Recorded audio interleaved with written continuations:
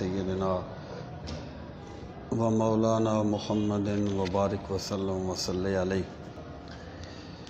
الصلاۃ والسلام علیک یا رسول اللہ وعلی آلک و اصحابک یا حبیب اللہ الصلاۃ والسلام علیک یا شفیع المذنبین وعلی آلک و اصحابک یا رحمۃ للعالمین رب اشرح لی صدری ویسر لی امری واحلل عقدۃ من لسانی یفقہوا قولی اللہم ارنا الحق حقا وارزقنا اتباعہ وارنا الباطل باطلا وارزقنا اجتنابہ اللہم ارنا الاشیاء کما ہی اعوذ باللہ من الشیطان الرجیم بسم اللہ الرحمن الرحیم۔ یہ آیت نمبر 51 ہے جی، چھٹے رکوع میں آیت نمبر 51۔ اعوذ باللہ من الشیطان الرجیم بسم اللہ الرحمن الرحیم۔ وَإِذْ وَاعَدْنَا مُوسَىٰ 40 لَيْلَةً ثُمَّ اتَّخَذْتُمُ الْعِجْلَ مِن بَعْدِهِ وَأَنْتُمْ ظَالِمُونَ۔ یہ اللہ تعالیٰ کے بنی اسرائیل پر کیے گئے احسانات کا تذکرہ ہے کہ اللہ تعالیٰ نے ان پہ کس طرح احسانات فرمائے اور انہوں نے احسانات کی قدر کرنے کی بجائے سرکشی کا اظہار کیا۔ اس سے پہلے یہ بات گزری تھی کہ ہم نے جب انہیں فرعونیوں کی غلامی سے نجات دی تو ان کے لیے سمندر میں راستے بنا دیے تھے تاکہ وہ امن کے ساتھ گزر جائیں۔ اس کے بعد جب وہ وہاں سے گزر گئے اور اللہ تعالیٰ نے انہیں فرمایا کہ تم جہاد کرو، اور انہوں نے جہاد سے روگردانی کی تو اللہ تعالیٰ نے انہیں 40 سال تک وادی طی میں سرگرداں رکھا۔ تو اس آیہ کریمہ میں اللہ تعالیٰ نے اس زمانے کے اپنے ایک احسان کا تذکرہ فرمایا ہے۔ فرمایا وَإِذْ وَاعَدْنَا، وَإِذْ اور جب، وَاعَدْنَا ہم نے وعدہ کیا، موسیٰ علیہ السلام سے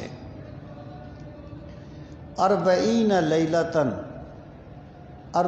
40 لیلتاً راتوں کا۔ جب ہم نے موسیٰ علیہ السلام سے 40 راتوں کا وعدہ کیا، ثم اتخذتم العجل، پھر اتخذتم تم نے، اور تم تھے ظلم کرنے والے۔ جب یہ فرعونیوں کی غلامی سے نجات پا گئے تو اللہ تعالیٰ نے حضرت موسیٰ علیہ السلام سے وعدہ فرمایا کہ 40 رات عبادت کرنے کے بعد اور روزے رکھنے کے بعد 40 روزے تم میرے پاس کوہ طور پر آؤ تاکہ میں تمہیں کتاب عطا کروں جو ان لوگوں کی رہنمائی کا جس میں سامان ہو۔ قرآن مجید میں دوسرے مقامات پر ذکر ہے کہ حضرت موسیٰ علیہ السلام جب تورات لینے کے لیے تشریف لے گئے تو ان لوگوں نے بعد میں بچھڑے کی پوجا کرنی شروع کر دی۔ اصل میں بچھڑا جو تھا یہ قبطیوں کے غلام تھے، فرعونیوں کے، قبطیوں کے، اور قبطی جو تھے وہ بچھڑے کی پوجا کرتے تھے، گائے کی پوجا کرتے تھے۔ تو جو غلام قوم ہوتی ہے اس کی ذہنیت یہ بن جاتی ہے کہ اسے آقا قوم کی ہر بات اچھی لگتی ہے، یعنی یہ غلامی کی نفسیات ہے۔ تو چونکہ وہ بچھڑے کی پوجا کرتے تھے تو ان کے دل میں بھی بچھڑے کا بڑا احترام تھا، گائے کا بڑا احترام تھا، اس لیے جب انہیں کہا گیا تھا کہ گائے ذبح کرو تو وہ ذبح نہیں کرنا چاہتے تھے، طرح طرح کے بہانے کرتے تھے۔ اور جب حضرت موسیٰ علیہ السلام انہیں دریا سے پار لے کے گئے، ان کے لیے سمندر میں راستے بنے، آگے انہوں نے دیکھا کہ ایک قوم جو ہے وہ بچھڑے کی پوجا کر رہی ہے۔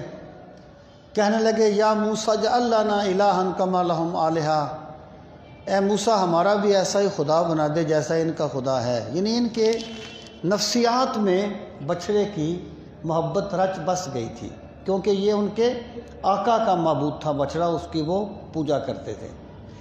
اب جب حضرت موسیٰ علیہ السلام طور پر تشریف لے گئے تو بعد میں سامری ایک آدمی تھا، اس نے ان سے سونا اکٹھا کیا، 16ویں پارے میں اس کی تفصیل آئے گی انشاءاللہ۔ اس کا ایک بچڑا بنایا اور بچڑے میں سے آواز نکلنے لگی۔ ایک قول یہ ہے کہ وہ بچڑا ایک زندہ جانور بن گیا تھا کیونکہ اس نے جبریل کے قدموں کی مٹی ڈالی تھی، اور ایک قول یہ ہے کہ ویسے اس کی ساخت ایسی تھی کہ جب اس سے ہوا گزرتی تھی تو اس طرح آواز آتی تھی جیسے بچڑا بول رہا ہو۔ بہرحال تو سامری نے لوگوں سے کہا کہ یہ ہے تمہارا الہ، یہ ہے تمہارا خدا۔ موسیٰ تو پتہ نہیں کہاں چلے گئے ہیں، تو انہوں نے بچھڑے کی پوجا کرنی شروع کر دی۔ اللہ پاک فرماتا ہے اے لوگو، اے بنی اسرائیل، وہ کہتے تھے نا جی ہم کیسے مانیں، یہ بات ہے یہ بات ہے، تو اللہ تعالیٰ نے ان پر یہ بات واضح فرمائی کہ تمہارے آباء و اجداد کی نفسیات میں بھی سرکشی تھی اور تمہاری نفسیات میں بھی سرکشی ہے۔ اور یاد کرو جب حضرت موسیٰ سے ہم نے 40 راتوں کا وعدہ کیا، اگلی بات معذوف ہے، حضرت موسیٰ وہاں تشریف لے گئے، ثم اتخذتم العجل، یعنی ثم اتخذتم العجل معبودا۔ اب معبوداً کا لفظ یہاں پر انڈرسٹوڈ ہے، معذوف ہے، پھر تم نے بچھڑے کو اپنا معبود بنا لیا، من بعد حضرت موسیٰ کے جانے کے بعد، وَأَنْتُمْ ظَالِمُونَ، اور تم ظلم کرنے والے تھے، تم نے یہ بات کر کے، یہ عمل کر کے اپنی جانوں پر ظلم کیا۔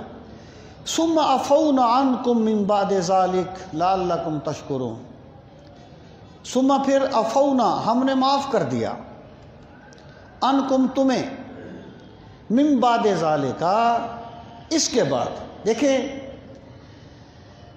بندہ جو ہے نا، بندہ بندے کو معاف نہیں کر سکتا، بندے کے بس میں نہیں ہوتا کہ یہ معاف کر دے، یہ کمپرومائز کر سکتا ہے، حالات چلانے کے لیے سلام دعا رکھ سکتا ہے، لیکن دل ٹوٹ جائیں، کسی بندے سے اعتماد اٹھ جائے تو بندہ دوبارہ بحال نہیں کر سکتا۔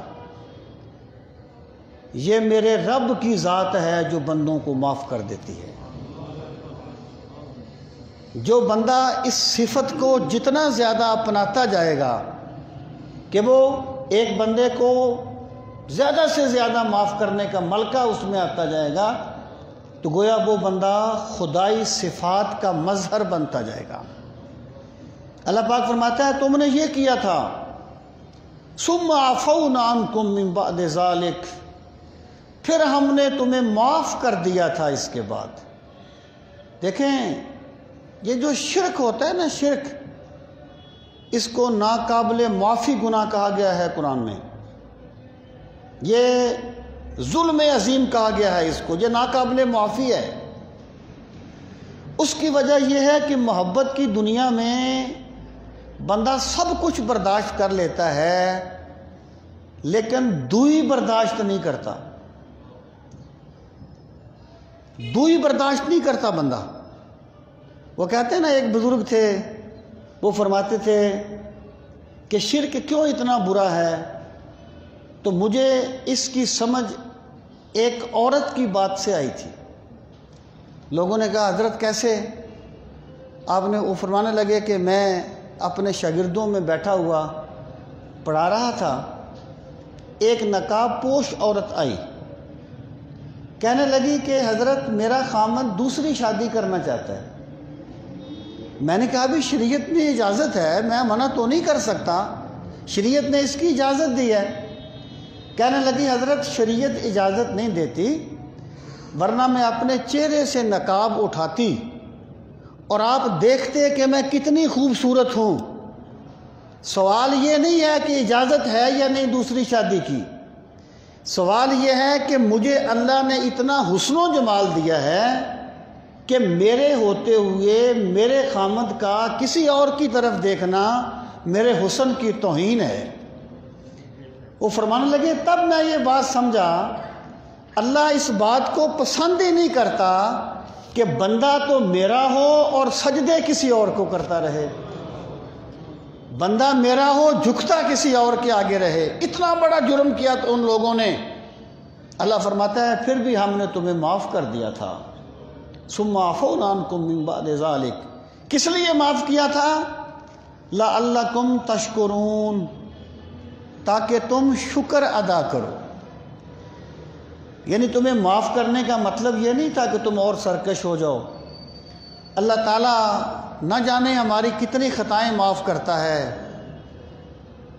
اس لیے معاف کرتا ہے کہ بندے شکر کا ان میں ملکہ آ جائے، یہ میرا شکر ادا کرے، اس لیے معاف کر دیا تھا تاکہ تم شکر ادا کرو۔ وَإِذْ آتَيْنَا مُوسَى الْكِتَابَ وَالْفُرْقَانَ لَعَلَّكُمْ تَهْتَدُونَ۔ اور اے بنی اسرائیل میرا وہ احسان بھی یاد کرو۔ اِذْ آتَيْنَا، جب ہم نے دی موسیٰ علیہ السلام کو الکتاب، کتاب، والفرقان، اور حق و باطل میں فرق کرنے والی قوت۔ یہاں کتاب اور فرقان جو ہے، ان میں ایک قول یہ ہے کہ یہ واو تفسیری ہے، یعنی کتاب اور فرقان ایک ہی چیز ہے۔ ہم نے تمہیں کتاب دی جس نے حق اور باطل کو بالکل الگ الگ کر دیا، اور فرقان جو ہے یہ قرآن مجید کا بھی ایک نام ہے۔ اس کی وجہ یہ ہے کہ جب بندے پر ایک چیز کا صحیح ہونا اس کے دل میں اتر جائے اور غلط ہونا اس کے دل میں اتر جائے، تب اس بندے کے لیے صحیح بات کو اختیار کرنا آسان ہو جاتا ہے اور غلط بات کو اختیار کرنا مشکل ہو جاتا ہے۔ یہ اللہ تعالیٰ کی کتاب نے اس کو فرقان کہا گیا ہے کیونکہ قرآن مجید حق اور باطل کو بالکل الگ الگ کر دیتا ہے۔ تو اس کا ایک مطلب تو یہ ہے کہ کتاب اور فرقان ایک ہی چیز ہے، یہ واو تفسیریہ ہے۔ اور دوسرا قول یہ ہے، اور وہ راجح قول ہے، کہ واو جو ہے وہ تفسیریہ نہیں ہے، واو عاطفہ ہی ہے۔ کتاب سے مراد ہے تورات جو اللہ نے حضرت موسیٰ علیہ السلام کو دی، اور فرقان سے مراد ہے آپ کے معجزات۔ یعنی کتاب تو دلیل سے بات کرتی ہے نا، اور دلیل کو بہت کم بندے سمجھتے ہیں، جبکہ خرق عادت چیزوں کو نسبتاً بندے زیادہ سمجھتے ہیں۔ اس لیے حضرت موسیٰ کو جو معجزات عطا کیے گئے تھے، جیسے ید بیضا وغیرہ 9 معجزات آپ کو دیے گئے تھے، ان کو یہاں پر فرقان کہا گیا۔ کہ لوگوں یاد کرو، جب ہم نے تمہاری سرکشی کے باوجود حضرت موسیٰ کو تورات عطا کی، اور پھر انہیں اپنی قدرت کے ایسے جلوے دے دیے۔ جو معجزہ ہوتا ہے نا، یہ اللہ تعالیٰ کی سنت کے خلاف نہیں ہوتا۔ جو لوگ معجزات کا انکار کرتے ہیں نا، وہ کہتے ہیں یہ اللہ کی ایک سنت ہے اور اللہ کی سنت بدلتی نہیں ہے۔ تو کس طریقے سے ہو سکتا ہے کہ پتھر بولے اور درخت چلے؟ اصولی بات یہ ہے کہ معجزہ اللہ کی سنت کے خلاف نہیں ہوتا، معجزہ ایک روٹین کے خلاف ہوتا ہے۔ یعنی اللہ تعالیٰ کی سنت ہے کہ درخت نہیں چلے گا، لیکن اللہ کی سنت یہ بھی ہے کہ جب میرے محبوب کا پیغام درخت کے پاس پہنچے گا تو وہ کلمہ پڑھتا ہوا سرکار کی بارگاہ میں آئے گا۔ معجزہ سنت کا مخالف نہیں ہوتا، معجزہ ایک عادت کے خلاف چیز ہوتی ہے، اور اس کو بندوں کا مزاج ہے، زیادہ مانتے ہیں۔ خرق عادت کو بندے زیادہ مانتے ہیں، خرق عادت آج بھی اگر ایک عیسائی بھی کوئی خرق عادت کام کر دے تو لوگ اس کو بھی ولی مان لیتے ہیں. پتہ ہی نہیں ہے کہ ولایت کی شرائط کیا ہوتی ہیں اور وہ معجزہ کیا ہوتا ہے، کرامت کیا ہوتی ہے وغیرہ وغیرہ. تو اللہ پاک فرماتا ہے ہم نے تمہیں اس کے باوجود حضرت موسیٰ کو کتاب بھی دی تمہاری سرکشی کے باوجود، اور پھر انہیں وہ معجزات بھی دیے جو تم پر حق کو آخری حد تک واضح کر دیں. لعلکم تہتدون، یہ سب کچھ اس لیے دیا تھا تاکہ تم ہدایت پا جاؤ. یعنی دیکھیں اللہ تعالیٰ ہدایت کے معاملے میں جبر نہیں کرتا کسی پر، ورنہ ہر بندہ ہدایت پائے. اگر اللہ تعالیٰ جبراً کسی کو مسلمان کرنا چاہے، جو فرمایا وَلَوْ شَاءَ رَبُّكَ لَآمَنَ مَنْ فِي الْأَرْضِ كُلُّهُمْ جَمِيعًا، اگر آپ کا رب چاہتا تو سارے زمین والے ایمان لے آتے.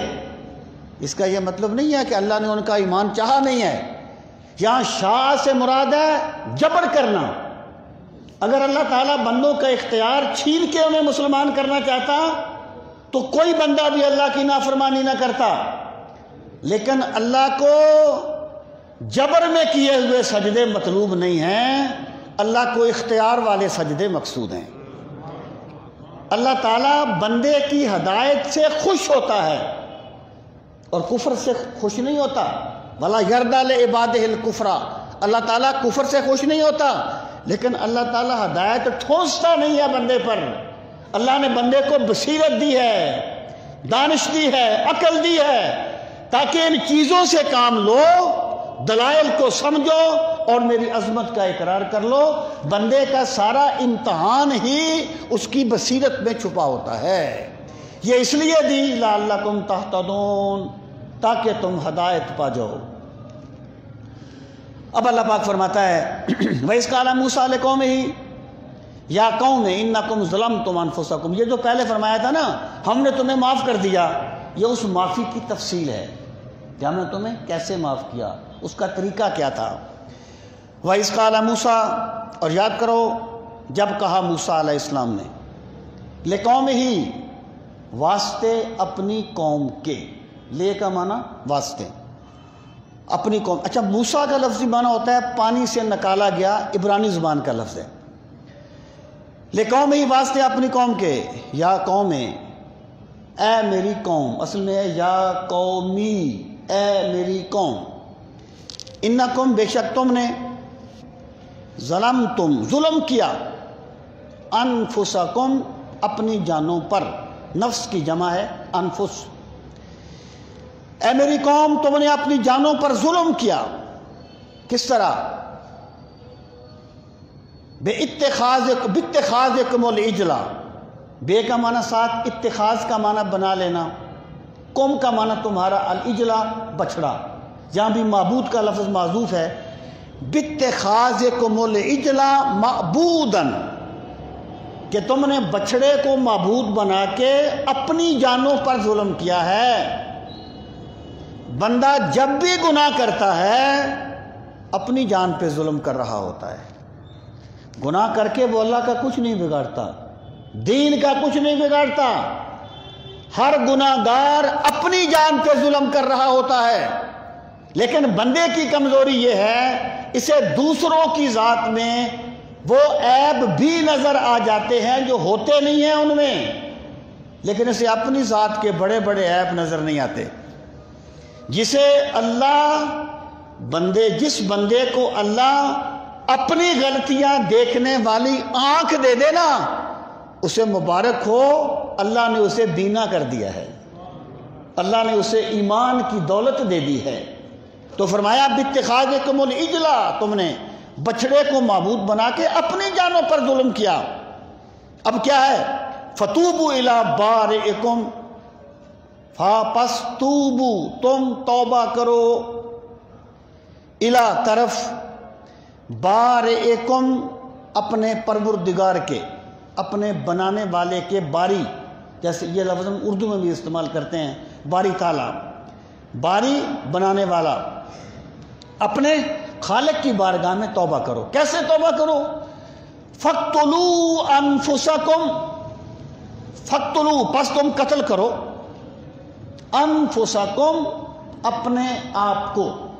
یعنی یا تو اس کا مطلب یہ ہے، دیکھیں رسول کریم صلی اللہ تعالی علیہ وآلہ وسلم کے صدقے میں میرے رب نے اس امت پر اتنی نرمیاں فرمائی ہیں جس کا ہم تصور نہیں کر سکتے۔ یعنی پہلی امتوں میں اگر ایک بندہ گناہ کرتا تھا تو اس کے دروازے پہ لکھ دیا جاتا تھا، اور کپڑا ناپاک ہو گیا تو اس کو کاٹ دو، پاک نہیں ہوگا۔ لیکن سرکار کے صدقے میں اللہ نے کرم فرمایا، اگر تم سے گناہ ہو گیا اللہ تمہارے پردے ڈھانپے گا، اللہ تمہارے عیب ڈھانپے گا، اور اگر تم کپڑا ناپاک ہو گیا تو اس کو دھو لو، پاک ہو جائے گا۔ وضو نہیں کر سکتے تیمم کر لو، کوئی عذر بن گیا مسجد میں آ کے نماز نہیں پڑھ سکتے، بیمار ہو گیا بندہ، کوئی عذر بن گیا، گھر میں نماز پڑھو، اللہ تمہیں اجر عطا فرمائے گا۔ پہلی امتیں اپنے عبادت خانوں میں آ کے عبادت کرتی تھی، اس طرح انہیں یہ کہا گیا کہ تمہاری توبہ قبول تو ہوگی، لیکن جنہوں نے شرک کیا تھا وہ اپنے آپ کو قتل کریں۔ ایک قول یہ ہے، اور دوسرا قول یہ ہے کہ جنہوں نے بچڑے کی پوجا نہیں کی وہ ان کو قتل کر دیں جنہوں نے بچڑے کی پوجا کی ہے۔ یعنی رسول کریم علیہ السلام کا ایک امتی اللہ تعالیٰ معافی دے وہ مرتد بھی ہو جائے، دوبارہ سرکار کا کلمہ پڑھے تو اس کی توبہ ہی اس کے گناہ کو معاف کر دے گی۔ بندہ بڑے بڑے گناہ کرتا ہے، اللہ تعالیٰ توبہ کرنے سے ان کو معاف کر دیتا ہے۔ یہ امت محمدیہ کی توبہ ہے سرکار کے صدقے میں، اور یہ بنی اسرائیل کی توبہ تھی کہ قتل کرو اپنے آپ کو۔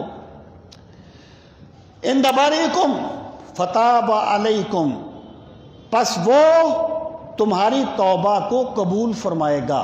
یا اس کا مطلب یہ ہے کہ جب انہوں نے قتل کیا، کچھ قتل ہو گئے، اللہ نے باقیوں کو معاف کر دیا اور اللہ تعالیٰ نے ان کی توبہ قبول فرما لی۔ تابہ کا یہاں پر فاعل اللہ تعالیٰ ہے۔ اگر تابہ کا فاعل بندہ ہو تو مطلب ہوتا ہے اللہ کی طرف رجوع کرنا، اپنی غلطی چھوڑ کے اللہ کی طرف آنا۔ اگر تابہ کا فاعل اللہ تعالیٰ کی ذات ہو پھر اس کا مطلب ہوتا ہے بندے کی غلطی معاف کر کے رحمت کے ساتھ بندے کی طرف متوجہ ہونا۔ فتاب علیکم، اللہ تعالیٰ تمہاری توبہ قبول فرمائے گا۔ انہو هو التواب الرحیم، انہو بے شک وہ ہے التواب، بہت زیادہ توبہ قبول کرنے والا، الرحیم اور ہمیشہ بے حد رحم فرمانے والا۔ مراد کیا ہے؟ اللہ تعالیٰ کی تو ذات ہی توبہ کو قبول کرنے والی ہے۔ اے بندو، جب تم سے غلطی ہو جائے تو اس پر ڈٹ نہ جایا کرو، بلکہ اللہ سے اپنی غلطی پر معافی مانگا کرو۔ وَإِذْ قُلْتُمْ يَا مُوسَىٰ لَن نُؤْمِنَ لَكَ حَتَّىٰ نَرَى اللَّهَ جَهْرَةً فَأَخَذَتْكُمُ الصَّاعِقَةُ وَأَنْتُمْ تَنظُرُونَ۔ یہ ان کی ایک اور سرکشی کا ذکر فرمایا۔ جب انہوں نے بچڑے کی توبہ کی تو پھر اللہ تعالیٰ نے دوسرے مقام پر فرمایا وَاخْتَارَ مُوسَىٰ 70 رَجُلًا لِمِيقَاتِنَا۔ حضرت موسیٰ اللہ تعالیٰ کی بارگاہ میں اپنی قوم کی طرف سے توبہ کرنے کے لیے گئے تو 70 بندے اپنے ساتھ لے لیے جو بڑے سردار تھے۔ اللہ پاک نے فرمایا تو ان کو لے کے آؤ، میری بارگاہ میں توبہ کریں۔ جب حضرت موسیٰ ان کو لے کر گئے، یہ ان کی آپ سرکشی کا اندازہ لگائیں، ان کی ہٹ درمی کا اندازہ لگائیں۔ حضرت موسیٰ علیہ السلام انہیں لے کے گئے تو کوہ طور پر گئے، اوپر بادل چھا گیا اور بادل سے اللہ تعالیٰ حضرت موسیٰ کے ساتھ ہم کلام ہوا۔ یہ جو 70 بندے تھے نا، یہ کہنے لگے موسیٰ ہم کیسے مانیں گے کہ اللہ ہی کلام کر رہا تھا؟ ہم اس وقت تک نہیں مانیں گے جب تک اللہ کو دیکھ نہ لیں۔ ایک بات یاد رکھنا، ایمان کا کمال دیکھ کے ماننا نہیں ہوتا، ایمان کا کمال پیغمبر کی ذات پہ یقین کر کے ماننا ہوتا ہے۔ اگر دیکھ لیا پھر کوئی ایمان نہیں ہے۔ ایمان کا کمال یہ ہے کہ رسول کریم علیہ الصلوۃ والسلام کی ذات پر اعتماد کر کے مانا جائے، یہ ایمان کا کمال ہے۔ اور یہ کہنا کہ پہلے دیکھ لیں گے پھر مانیں گے، یہ بنیادی ایمانیات کے خلاف چیز ہے۔ تو اب دیکھیں اللہ پاک فرماتا ہے، پہلے آپ آیت کا ترجمہ سن لیں، وَإِذْ قُلْتُمْ، اور یاد کرو جب تم نے کہا، یا موسیٰ، اے موسیٰ، لن نؤمن لک، ہم، اچھا یہ جو نومن کا مادہ ہوتا ہے نا، ایمان کا مادہ، اگر اس کے بعد بے آئے تو اس کا معنی ہوتا ہے ایمان لانا، آمنت باللہ، میں اللہ پر ایمان لایا۔ اگر اس کے بعد لام آئے، اس کا مطلب ہوتا ہے یقین کرنا کسی کی بات پر، کہنے لگے لن نؤمن لک، اے موسیٰ ہم آپ کی بات کو ہرگز نہیں مانیں گے، حتی نر اللہ جہرہ، یہاں تک کہ ہم اللہ کو دیکھ لیں، جہرتاً، بالکل واضح۔ جہری نماز اس نماز کو کہتے ہیں جس میں اونچی قرات کی جاتی ہے، اس کے مقابلے میں سری نماز جس میں آہستہ قرات کرتے ہیں، جیسے ظہر ہے، عصر ہے۔ کہنے لگے موسیٰ ہم ہرگز تمہاری بات کو نہیں مانیں گے جب تک ہم اللہ تعالیٰ کو واضح نہ دیکھ لیں۔ فَأَخَذَتْكُمُ الصَّاعِقَةُ، فَأَخَذَتْكُمْ، پس پکڑ لیا تمہیں، یعنی کن کو کہا جا رہا ہے؟ حضور علیہ السلام کے زمانے میں جو یہود تھے، جن سے واسطہ تھا مدینہ منورہ میں جا کے پڑا، انہیں تو نہیں پکڑا تھا نا، پکڑا تھا ان کے آباء و اجداد کو۔ اس کا مطلب یہ ہے کہ اگر ایک بندہ کسی بندے سے متفق ہو تو اس کا جرم تصور کیا جاتا ہے۔ تمہیں پکڑ لیا کس نے؟ الصاعقہ، ایک کڑک نے، ایک جیسے بادل گرجتا ہے نا، ایک کڑک نے تمہیں پکڑ لیا۔ وَأَنْتُمْ تَنْظُرُونَ، اور تم تھے تنظرون، دیکھنے والے، تم دیکھ رہے تھے اور تمہیں کڑک نے پکڑ لیا، یعنی ایک بجلی گری اور جو سارے کے سارے لوگ مر گئے۔ اب یہاں پہ آپ غور فرمائیں، اگر یہ کہا جائے کہ اللہ تعالیٰ کے دیدار کا مطالبہ تو حضرت موسیٰ علیہ السلام نے بھی کیا تھا، انہوں نے بھی کہا تھا رب ارنی انظر الیک، اے اللہ مجھے اپنا آپ دکھا، میں تجھے دیکھنا چاہتا ہوں۔ حضرت موسیٰ نے بھی کیا تھا نا، تو حضرت موسیٰ کا یہ مطالبہ اس کی تو مذمت نہیں کی گئی، جبکہ انہوں نے کہا ہم اللہ کو دیکھنا چاہتے ہیں تو مذمت کی گئی، ان پر اللہ کا عذاب آ گیا۔ اس کی وجہ یہ ہے کہ حضرت موسیٰ علیہ السلام نے جو اللہ کے دیدار کا مطالبہ کیا تھا، آپ نے ماننے کو دیدار پہ مشروط نہیں کیا تھا کہ پہلے دیکھوں گا پھر مانوں گا، نہیں، پروردگار میں نے مان لیا تجھے، میں تجھ پہ ایمان لے آیا، لیکن مولا میں سوچتا ہوں جس رب کی آواز اتنی حسین ہے اس رب کا دیدار کیا لذت دے گا۔ یعنی محبت میں ڈوب کے دیدار الہی کا مطالبہ کرنا یہ سنت موسوی ہے، یہ حضرت موسیٰ کا طریقہ ہے۔ دوسروں نے کیا کیا؟ انہوں نے کہا مانیں گے تب جب دیکھ لیں گے۔ ایمان کو مشروط نہیں کیا جاتا، ایمان نام ہی پیغمبر پر اعتماد کرنے کا ہے۔ ایمان اس لیے رسول کریم صلی اللہ تعالی علیہ وآلہ وسلم کی ذات اقدس کی توہین کسی فرد کی توہین نہیں ہے، وہ مکمل دین کی بنیادیں منہدم کر دینے کی کوشش ہے۔ تو اللہ پاک نے فرمایا پھر تمہیں کڑک نے آ لیا، تم مر گئے، تم دیکھ رہے تھے جب تم پر بجلی گری۔ حضرت موسیٰ علیہ السلام نے جب دیکھا مر گئے 70 کے 70 بندے، تو آپ نے اللہ تعالیٰ سے عرض کی کہ پروردگار عالم، یہ میری قوم تو پہلے ہی باز نہیں آتی، اب تو یہ تو اور باتیں کرے گی، میرے مالک انہیں زندہ کر دے۔ جو خدا مار سکتا ہے وہ زندہ بھی کر سکتا ہے۔ اب اگلی آیت میں اللہ تعالیٰ نے اس چیز کا ذکر فرمایا، وَظَلَّلْنَا عَلَيْكُمُ الْغَمَامَ، ذللنا ہم نے سایہ کر دیا، نہیں وہ ایک آیت رہ گئی، ثُمَّ بَعَثْنَاكُم مِّن بَعْدِ مَوْتِكُمْ لَعَلَّكُمْ تَشْكُرُونَ، ثم پھر باسناکم، ہم نے تمہیں زندہ کر دیا، بے شک مرنے کے بعد زندہ ہونا۔ جب ہمارے پیغمبر نے تمہاری یہ سفارش کی نا ہم سے، پھر ہم نے تمہیں مرنے کے بعد زندہ کر دیا۔ باسناکم، ہم نے تمہیں اٹھایا، من بعد موتکم، تمہارے مردہ ہو جانے کے بعد۔ کس لیے اٹھایا؟ لعلکم تشکرون، تاکہ تم اللہ کا شکر ادا کرو۔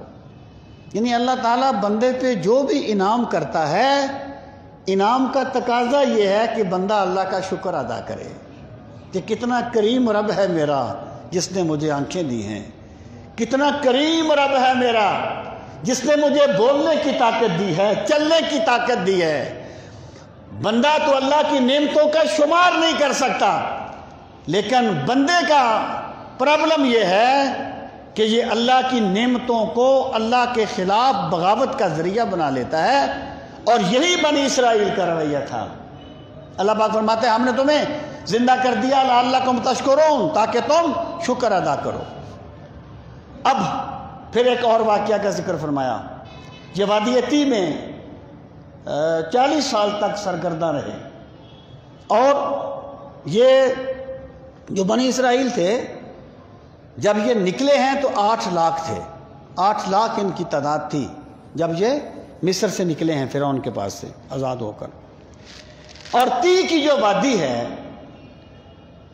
مفسرین کہتے ہیں وہ 18-20 کلومیٹر پر محیط تھا وہ صحرا، جس میں یہ لوگ 40 سال تک دھکے کھاتے رہے اور ان کو منزل نہیں ملی۔ میں کہا کرتا ہوں جب خدا ناراض ہو جاتا ہے نا، پھر 8 لاکھ بندہ 40 سال تک 18 کلومیٹر وادی میں دھکے کھاتا ہے، منزل نہیں ملتی، اور جب خدا راضی ہوتا ہے تو پھر منزلیں قدموں میں آ جاتی ہیں۔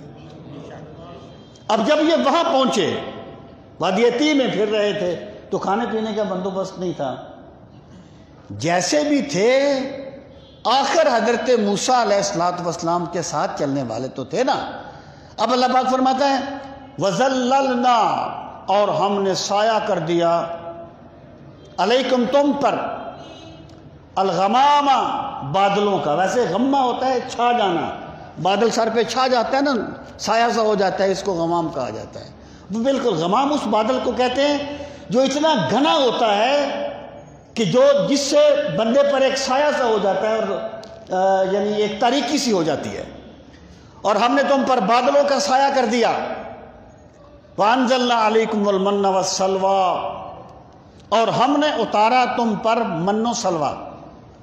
اب وہاں کھانے پینے کو کچھ نہیں تھا، تو اللہ تعالیٰ نے ان کے لیے یہ جنت سے یہ چیزیں اتاری۔ من جو ہے یہ شکر کی قسم کی ایک چیز تھی، اور سلوہ کوئی یہ بٹیر یا اس طرح کا کوئی پرندہ تھا، یا کہ ان کے پاس بیٹھ جاتے ہیں، ان کو پکڑ لیتے، پرندے پکڑے جاتے ہیں آسانی کے ساتھ۔ پرندے تو اڑتے ہیں نا، لیکن اللہ کا حکم تھا پرندے نہیں اڑتے تھے۔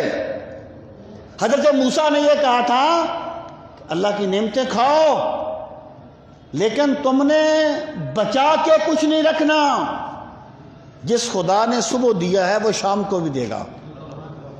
انہوں نے ہر کام الٹا کرنا تھا، یہ بچانے بھی لگ گئے تھے۔ اللہ پاک فرماتا ہے یاد کرو تمہاری اتنی سرکشی کے باوجود ہم نے صحرا میں تمہارے سر پر بادل کا سایہ کیا، اور ہم نے تم پر من و سلوہ اتارا۔ کلوا من طیبات ما رزقناکم، لفظ معذوف ہے، کلنا، ہم نے کہا، ہمارا حکم تھا کیا؟ کلو، کھاؤ، من طیبات، پاکیزہ چیزوں میں سے، پاک چیزوں میں سے، ما رزقناکم، جو ہم نے تمہیں رزق دیا ہے۔ یہ جو من و سلوہ ہے نا، یہ ہم نے تمہیں رزق دیا ہے، اس میں سے کھاؤ۔ وما ظلمونا ولکن کانوا انفسہم یظلمون، لیکن انہوں نے اس کی بھی بے حرمتی کی۔ اگلی آیت میں اس کا تذکرہ آئے گا بعد میں، اور وہ اس کو بچا کر بھی رکھنے لگے۔ اللہ پاک فرماتا ہے جب انہوں نے یہ کیا تو پھر وما ظلمونا، ہم نے ان پہ کوئی زیادتی نہیں کی۔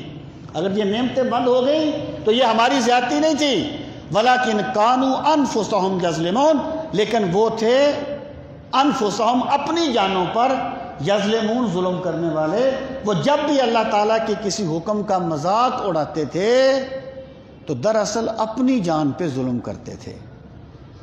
بندہ کبھی نہ بھولے کہ میں جب بھی نافرمانی کرتا ہوں میں اپنی جان کا بھلا نہیں کرتا، اپنی جان پہ ظلم کرتا ہوں، اور بندہ سب سے بڑا دشمن اپنی جان کا بن جاتا ہے اس طریقے سے۔ اب آگے اللہ پاک فرماتے ہیں وَإِذْ قُلْنَا ادْخُلُوا هَٰذِهِ الْقَرْيَةَ فَكُلُوا مِنْهَا حَيْثُ شِئْتُمْ رَغَدًا وَادْخُلُوا الْبَابَ سُجَّدًا وَقُولُوا حِطَّةٌ نَغْفِرْ لَكُمْ خَطَايَاكُمْ وَسَنَزِيدُ الْمُحْسِنِينَ۔ اب اللہ پاک نے فرمایا تھا کہ وہ جو چھٹے پارے میں فرمایا یا قوم ادخلوا الارض المقدسۃ التي كتب اللہ لکم، اللہ پاک نے فرمایا بیت المقدس کی سرزمین تھی کہ نکلو جہاد کرو، اس سرزمین میں چلے جاؤ، کتب اللہ لکم، جو اللہ نے تمہارے مقدر میں لکھ دی ہے۔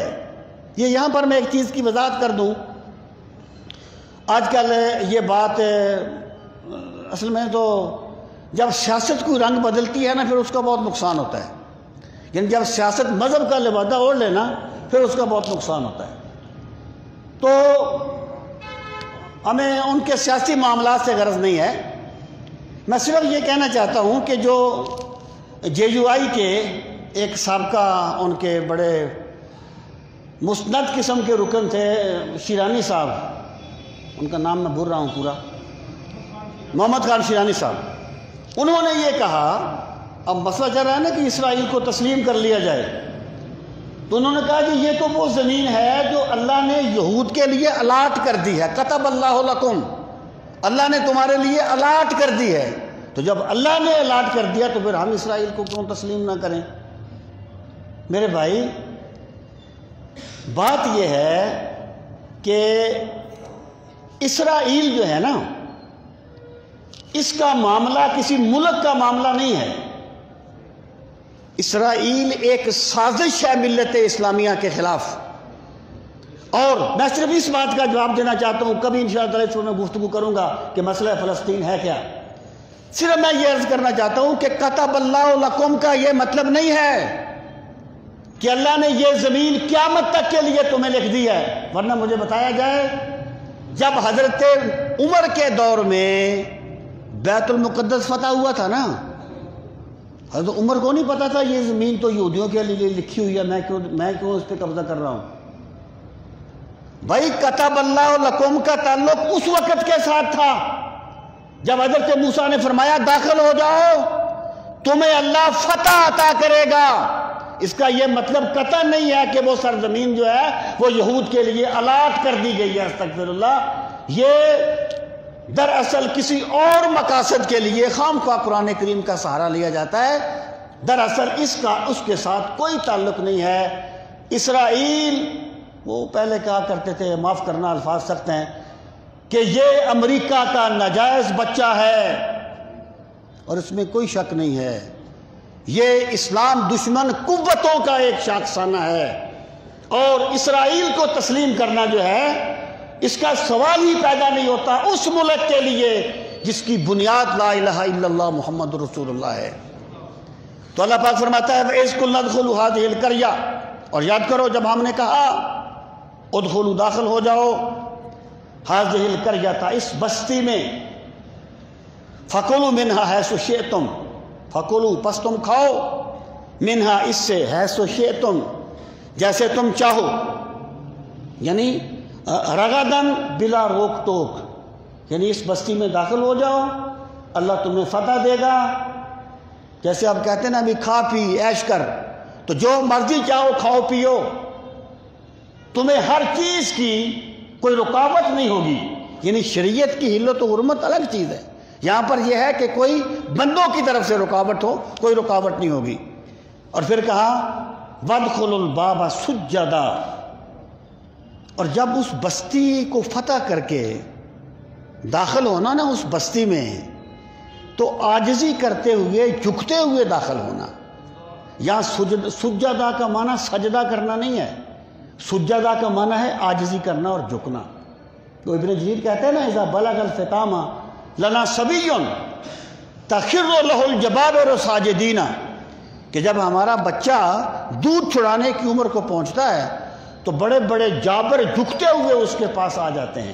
تو یہاں سجدہ کا لفظ جو ہے جھکتے ہوئے کے معنی میں ہے، عاجزی کرتے ہوئے تم اس میں داخل ہونا۔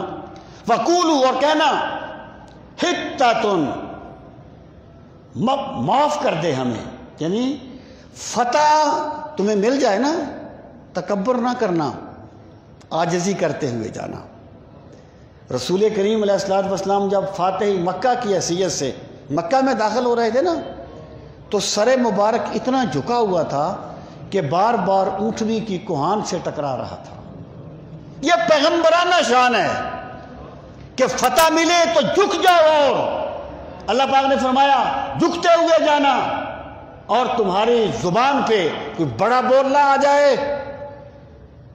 بڑے بول بندے کو لے ڈوبتے ہیں، بڑائی صرف میرے مولا کی ذات کو زیبا ہے، سربری زیبا فقط اس ذات بے ہمتا کو ہے، حکمراں ہے ایک وہی باقی بتانے آزری۔ بڑے بول بندے کو لے ڈوبتے ہیں، تو اللہ پاک نے فرمایا تم کہنا حِطَّةٌ، مالک ہمیں معاف فرما دے، ہمیں معاف کر دے، نغفر لکم خطایاکم، ہم بخش دیں گے تمہاری خطاؤں کو، ہم بخش دیں گے تمہاری غلطیوں کو، تم میں عاجزی ہونی چاہیے۔ آگے فرمایا وَسَنَزِيدُ الْمُحْسِنِينَ، زیادہ یزید ہوتا ہے زیادہ کرنا کسی چیز کا، محسنین محسن کی جمع ہے احسان کرنا، اور احسان کیا ہے؟ اخلاص۔ احسان کیا ہے؟ اخلاص۔ سرکار سے پوچھا گیا احسان کیا ہے؟ آپ نے فرمایا احسان یہ ہے تو اللہ کی عبادت اس طرح کرے جیسے تو اللہ کو دیکھ رہا ہے۔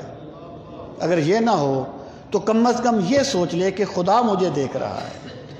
یا اللہ نے ضابطہ دیا وَسَنَزِيدُ الْمُحْسِنِينَ، اور سین جو ہے یہ مضارع کو قریب کرنے کے لیے آتا ہے، یعنی ہم اسی پر بس نہیں کریں گے کہ تمہارے گناہ معاف کر دیں گے اور تمہیں فتح دے دیں گے، جب تم میں عاجزی آئے گی ہم تمہیں وہ کچھ عطا کریں گے جس کا تم اندازہ بھی نہیں کر سکتے۔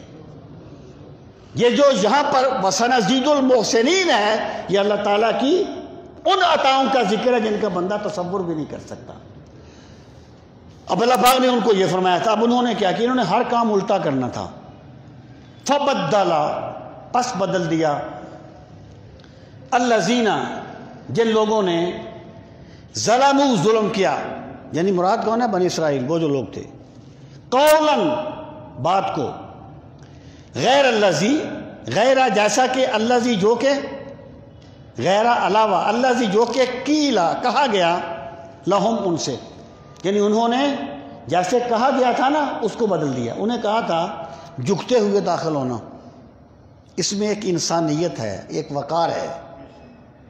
اکڑا ہوا بندہ کم ظرف ہوتا ہے، عاجزی کرنے والا بندہ اعلیٰ بندہ ہوتا ہے۔ اللہ عاجزی کرنے والے کو بلند کرتا ہے۔ سرکار نے فرمایا نا کہ جو اللہ کے لیے جھکتا ہے، عاجزی کرتا ہے، رفعہ اللہ، اللہ اسے بلند کر دیتا ہے۔ انہوں نے کیا کیا؟ وہ جھکتے ہوئے نہیں گئے، گھسٹتے ہوئے گئے، گھسٹتے ہوئے، یعنی ہاتھ پیچھے رکھ کے پاؤں آگے رکھ کے گھسٹتے ہوئے گئے۔ حالانکہ یہ مشکل کام تھا، چلنا آسان تھا، جھکنا آسان تھا، آسن کے بل جانا مشکل تھا۔ ان کا مزاج یہ تھا کہ انہوں نے اللہ کے حکم کا تمسخر اڑانا ہے، بے شک انہیں اپنا جتنا بھی انہیں مشکل اٹھانی پڑے، یہ ان کا مزاج تھا۔ اور انہیں کہا گیا تھا حِطَّةٌ، کہنا اے اللہ ہمیں بخش دے۔ انہوں نے کیا کہا؟ حِنْطَةٌ فِي الشَّعِيرِ، حِنْطَةٌ فِي الشَّعِيرِ، کہ گندم اپنے خوشوں میں ہے، گندم اپنے خوشوں میں ہے۔ ایک لفظ کی بجائے 3 لفظ بولتے رہے احکامات الہی کو مسخ کرنے کے لیے۔ یہ یہود کا مزاج تھا، یعنی جس بندے کو اللہ تعالیٰ کی، دیکھیں میں آپ سے ایک بات عرض کروں، نماز ہے نا، نماز، آپ بازار میں کہیں گئے ہیں، تھک گئے ہیں، نماز پڑھیں، آخرت میں تو اللہ اجر انشاءاللہ تعالیٰ دے گا اور ضرور دے گا، لیکن نماز پڑھ کے آپ کو جو ہلکا پھلکا آپ اپنے آپ کو محسوس کریں گے نا، اس کا ہم اندازہ نہیں کر سکتے۔ یعنی اللہ تعالیٰ ہر عبادت کا ایک اجر بندے کو یہاں بھی دے دیتا ہے۔ اب جس بندے کو عبادت میں سکون ملے وہ ایمان والا ہے، اور جس بندے نے ذلیل ہونا ہے اللہ کی نافرمانی کرتے ہوئے، اسے اپنے دعویٰ ایمان پر غور کرنا چاہیے۔ تو اللہ پاک فرماتا ہے انہوں نے اس طریقے سے اس کو بدل دیا۔ پھر کیا ہوا؟ فَأَنزَلْنَا عَلَى الَّذِينَ ظَلَمُوا، پس ہم نے اتارا ان لوگوں پر جنہوں نے ظلم کیا تھا، رجزم من السماء، آسمان سے ایک عذاب، ان پر طاعون آ گیا اور ہزاروں لوگ ان کے مرے۔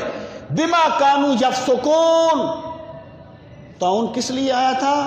بے سببیہ ہے، بسبب اس کے۔ ما جو ہے نا، اس کو ما کا معنی جو، کانوا یفسقون، وہ نافرمانی کیا کرتے تھے۔ اللہ فرماتا ہے ان پر عذاب طاعون اس لیے آ گیا کہ وہ اللہ کی نافرمانی کیا کرتے تھے۔ اب اگر کوئی بندہ یہ کہتا ہے کہ جناب طاعون کے آنے کا کوئی تعلق روحانیات کے ساتھ نہیں ہوتا، بلکہ یہ صرف اور صرف کوئی فضائی قسم کے معاملات ہوتے ہیں، تو وہ قرآن کریم کا انکار کر رہا ہے۔ قرآن کریم میں بھی واضح کر دیا گیا ان پر عذاب آیا ان کے فسق کے سبب، ان کی نافرمانی کے سبب۔ وَإِذَا اسْتَسْقَىٰ مُوسَىٰ لِقَوْمِهِ فَقُلْنَا اضْرِب بِّعَصَاكَ الْحَجَرَ۔ اب یہ ان پر کیے گئے ایک اور احسان کا ذکر ہے۔ استسقا، الف سین اور تے جب کسی فعل کے پہلے آ جائے تو اس میں طلب کا مادہ پیدا ہو جاتا ہے۔ جیسے نصرہ کا معنی اس نے مدد کی، اور استنصرہ اس نے مدد طلب کی۔ آنا اس نے اعانت کی، استعانا اس نے اعانت طلب کی۔ سقا کا معنی پانی پلانا، اسی سے ساقی ہے پلانے والا۔ استسقا پانی طلب کرنا، یعنی وادی عتیق میں دھکے کھا رہے تھے، پینے کے لیے پانی نہیں تھا۔ اللہ پاک فرماتا ہے جب موسیٰ نے پانی طلب کیا لقومہ ہی، اپنی قوم کے لیے، کہ مالک دے دے، ہیں تو بڑے سرکش، ہے تو میری قوم نا۔ جب اللہ ایک سرکش قوم کے تمام سرکشی کے باوجود حضرت موسیٰ کے صدقے ان لوگوں پہ کرم فرماتا ہے، تو اللہ تعالیٰ سرکار کی امت کی خطاؤں کے باوجود بھی سرکار کی امت پہ کرم فرمائے گا۔ استسقا موسیٰ، یعنی مراد یہ ہے کہ بندے کو اگر اس سے غلطی ہو جائے تو مایوس نہیں ہونا چاہیے۔ اس کا مطلب گناہوں پر برانگیختہ کرنا نہیں ہوتا، اس کا مطلب مایوسی سے بچانا ہوتا ہے۔ اللہ پاک فرماتا ہے جب موسیٰ نے پانی طلب کیا، فَقُلْنَا پس ہم نے کہا، اضرب تو مار، ضرب یضرب سے امر مار، بے عصا کا اپنا عصا، الحجر پتھر پر، اپنا عصا پتھر پر مارو۔ اب دیکھیں حضرت موسیٰ نے پانی مانگا ہے تو اللہ تعالیٰ عصا پتھر پر مارنے کے بغیر نہیں دے سکتا تھا؟ دے سکتا تھا۔ اللہ پاک نے فرمایا عصا مار۔ حضرت مریم سے کہا تھا خذی الیک بجذع النخلہ، اس کھجور کے تنے کو ہلا تو ساقط علیک رطبا جنیا، تجھ پر تر و تازہ کھجوریں گریں گی۔ اب اللہ تعالیٰ ویسے بھی تو کھجوریں گرا سکتا تھا نا، ویسے بھی تو پانی دے سکتا تھا۔ اللہ تعالیٰ کا طریقہ یہ ہے کہ بندو جو کچھ تم کر سکتے ہو تم کرو، پھر میں اپنے کرم سے تمہاری کمیاں پوری کر دوں گا۔ جو کچھ تم کر سکتے ہو تم تو کرو نا۔ حضرت موسیٰ علیہ السلام عصا تو مار سکتے تھے، لیکن پانی نکالنا یہ میرے رب کی قدرت کا کرشمہ ہے۔ اللہ پاک فرماتا ہے ہم نے کہا مار اپنا عصا پتھر پر، فانفجرت پس انفجار ہوتا ہے پھوٹ پڑنا، یعنی ظاہر ہونا نہیں، پھوٹ کیسے فوارہ نہیں پھوٹتا، فوارہ اس طریقے سے انفجار، فانفجرت پس چھلک پڑے، پھوٹ پڑے، من ہو اس سے کیا اسنتا عشرتا عینا، اسنتا عشرہ 12، عینا چشمے. حضرت موسیٰ نے عصا مارا، 12 چشمے پھوٹ پڑے، 12 چشمے. اب جو لوگ یہ کہتے ہیں کہ یہ حضرت موسیٰ کا معجزہ نہیں تھا، وہاں پہلے ہی پانی تھا، بس پتھر عصا مارا تو پتھر ٹوٹ گیا. پہلی بات تو یہ ہے کہ کیا ڈنڈا مارنے سے پتھر ٹوٹ جاتے ہیں؟ دوسری بات یہ ہے کہ پھر 12 چشمے کیوں جاری ہو گئے؟ وہ ڈنڈا کتنا عقل مند تھا کہ 12 چشمے اس سے جاری ہو گئے؟ اس لیے کہ بنی اسرائیل کے قبیلے 12 تھے، تو ایک مرتبہ عصا مارا 12 چشمے جاری ہو گئے. یہ میرے رب کی قدرت ہے اور حضرت موسیٰ کا معجزہ ہے. اللہ پاک فرماتا ہے قد علما، تحقیق جان لیا، کل اناس، سب لوگوں نے، مشربہم، مشرب جو ہے نا جو شربہ سے ظرف کا صیغہ ہے، پینے کی جگہ، اپنے اپنے چشمے کو، اپنے اپنے گھاٹ کو. کلو، کھاؤ، وشربو، اور پیو، من رزق اللہ، اللہ کے رزق سے. ولا تعثوا فی الارض مفسدین، عصا کا معنی ہوتا ہے فساد پیدا کرنا. ولا تعثوا، اور فساد نہ پھیلاؤ، فساد پھیلاتے ہوئے نہ پھرو، فی الارض، زمین میں، مفسدین، فساد کرتے ہوئے. یہ مفسدین یہاں پر تاکید کے لیے دوبارہ اس کا ہم معنی لفظ آیا ہے. اللہ پاک نے فرمایا کہ کھاؤ پیو اور زمین میں فساد نہ کرو.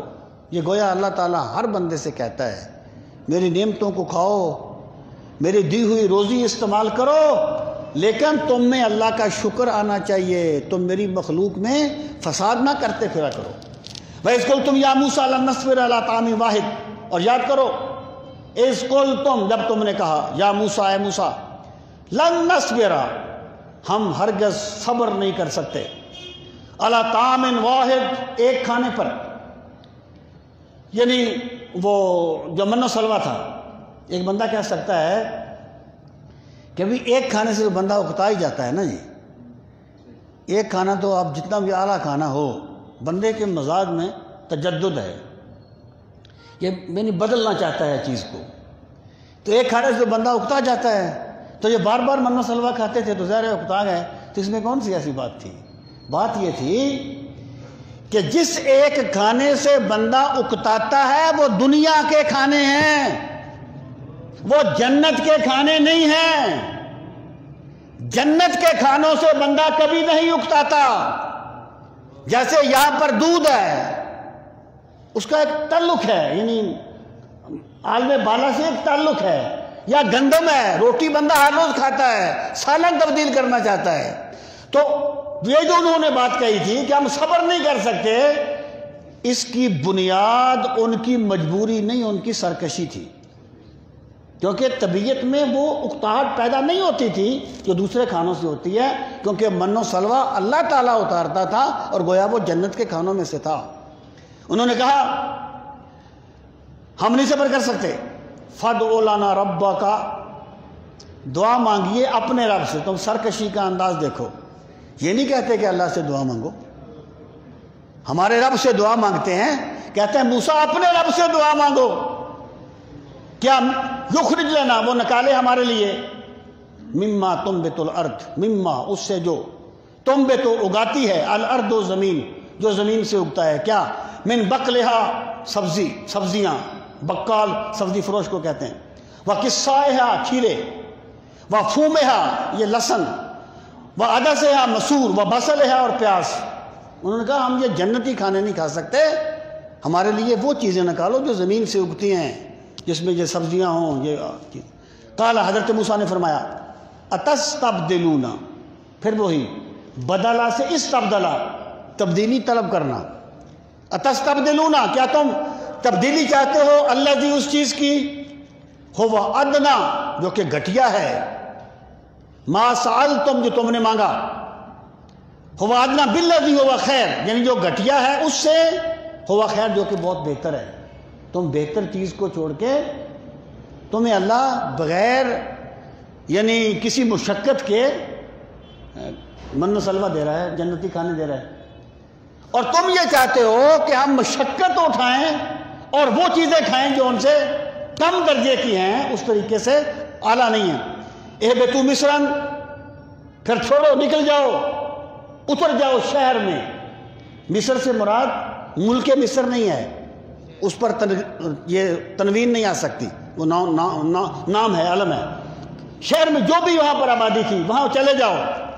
فَإِنَّ لَكُمْ مَا سَأَلْتُمْ، پس تمہارے لیے ہے مَا سَأَلْتُمْ، جو تم نے مانگا۔ اب اللہ پاک فرماتا ہے ان کی یہ سرکشی کے سبب ہم نے کیا کیا، ضُرِبَتْ عَلَيْهِمُ الذِّلَّةُ وَالْمَسْكَنَةُ، تھوپ دی گئی، ضُرِبَتْ مار دی گئی، تھوپ دی گئی، مسلط کر دی گئی، علیہم الذلہ، ان پر ذلت، والمسکنہ، اور مسکنت۔ ذلت کا معنی یہ ہے کہ وہ یہود کا نام ایک برائی کا استعارہ بن کے رہ گیا، اور مسکنت سے مراد یہ ہے کہ وہ اتنے یعنی کبھی حرکات کرنے لگے تھے کہ انہیں خود اپنے آپ سے شرم آنے لگی تھی، اور ان کا وجود جو تھا وہ شر کا پیکر بن گیا تھا۔ اس وقت بھی دنیا میں یہاں بھی فساد ہوتا ہے، اس کے پیچھے یہودی ہوتا ہے۔ یہ ان پر عذاب مسلط کیا گیا ہے کہ انہوں نے اچھا کام نہیں کرنا۔ ضربت علیہم الذلۃ والمسکنہ، ان پر ذلت اور مسکنت مسلط کر دی گئی۔ وباءوا بغضب من اللہ، اور وہ لوٹے اللہ کے غضب کے ساتھ، اور وہ اللہ کے غضب کے مستحق ٹھہرے۔ کس لیے؟ ذالکہ، یہ اس لیے ہوا، ویسے میں نے پہلے عرض کیا تھا کہ ذالکہ کا معنی ہوتا ہے وہ، آپ نے دور کی چیز کو اشارہ کرنا ہو ذالکہ کہیں گے، قریب والی چیز کو کرنا ہو ھذا کہیں گے، لیکن قرآنی اسلوب میں ذالکہ کا لفظ کبھی کبھی ما قبل بیان کردہ چیزوں کی طرف اشارہ کرنے کے لیے آتا ہے، اور یہاں پر یہ اسی معنی میں ہے۔ ذالکہ یہ اس لیے ہوا بِأَنَّهُمْ، بسبب اس کے، کانوا یکفرون بآیات اللہ، کہ وہ کفر کیا کرتے تھے اللہ کی آیات کا، انکار کیا کرتے تھے اللہ کی آیات کا۔ مطلب کیا ہے کہ یا تو یوں کہ سرکشی اس لیے مسلط کی گئی کہ وہ اللہ کی آیات کا انکار کرتے تھے، یا اس کا مطلب یہ ہے کہ وہ اس لیے اتنی سرکشی کرتے گئے کہ انکار آیات کی وجہ سے ان کے دل اتنے سیاہ ہو گئے تھے کہ ان کے لیے بڑے بڑے گناہ کرنے آسان ہو گئے تھے۔ وہ اللہ کی آیات کا انکار کرتے تھے۔ وَيَقْتُلُونَ النَّبِيِّينَ، اور وہ اللہ کے نبیوں کو قتل کر دیا کرتے تھے۔ یعنی یہود کے بارے میں آگے ذکر آئے گا، جب ان کے پیغمبر وہ بات کہتے تھے جو ان کے مفاد کے خلاف ہوتی تھی، ان کے مزاج کے خلاف ہوتی تھی، تو اپنے انبیاء کو شہید کرنے سے بھی باز نہیں آتے تھے۔ اور یہ بالکل انسانی جبلت ہے کہ اگر دین کی بات اس طرح کی جائے کہ کسی بندے کا ذاتی مفاد ڈسٹرب نہ ہو، اسے دین کی بات بہت اچھی لگتی ہے، لیکن یوں ہی کسی کا ذاتی مفاد ڈسٹرب ہوگا نا، اس وقت اس کا جی چاہے گا میں اس کو گولی مار دوں۔ ایکچولی یہ بھٹکے ہوئے دل کی نشانی ہوتی ہے کہ وہ بندہ اپنی اصلاح نہیں کرنا چاہتا، اپنی غلطی پہ ڈٹنا چاہتا ہے۔ تو اللہ پاک فرماتا ہے وہ انبیاء کو قتل کر دیا کرتے تھے بغیر الحق، ناحق قتل کر دیا کرتے تھے۔ ذالک بما عصوا، یہ انبیاء کو قتل کس لیے کرتے تھے؟ اتنا بڑا گناہ کیوں کر لیتے تھے؟ ذالک بسبب، یہ بما عصوا، بسبب اس کے جو وہ اللہ کی نافرمانیاں کیا کرتے تھے۔ ایک گناہ دوسرے گناہ کو آسان کر دیتا ہے، اللہ کا ضابطہ ہے روحانی دنیا کا۔ ایک نیکی دوسری نیکی کو آسان کر دیتی ہے۔ تو جب وہ اللہ کی نافرمانیاں کرتے تھے پھر وہ اتنے جری ہو گئے تھے گناہوں پر کہ وہ اللہ تعالیٰ کے نبیوں کو شہید بھی کر دیا کرتے تھے۔ وَقَانُوا يَعْتَدُونَ، اور وہ حد سے آگے بڑھ جایا کرتے تھے، اعتدال کا راستہ، ایمان کا راستہ چھوڑ کر سرکشی کا راستہ اپنا لیا کرتے تھے۔ اللہ تعالی ہم سب کو دین کا فہم صحیح نصیب فرمائے۔ وما علینا الا البلاغ المبین۔ الحمدللہ رب العالمین والعاقبۃ للمتقین، الصلاۃ والسلام علی سید المرسلین وعلی آلہ واصحابہ اجمعین۔ ربنا آتنا فی الدنیا حسنۃ وفی الآخرۃ حسنۃ وقنا عذاب النار۔ پروردگار عالم ہم سب کی حاضری اپنی بارگاہ عالی میں قبول و منظور فرما۔ یا ارحم الراحمین ہمارے گناہوں کو معاف فرما۔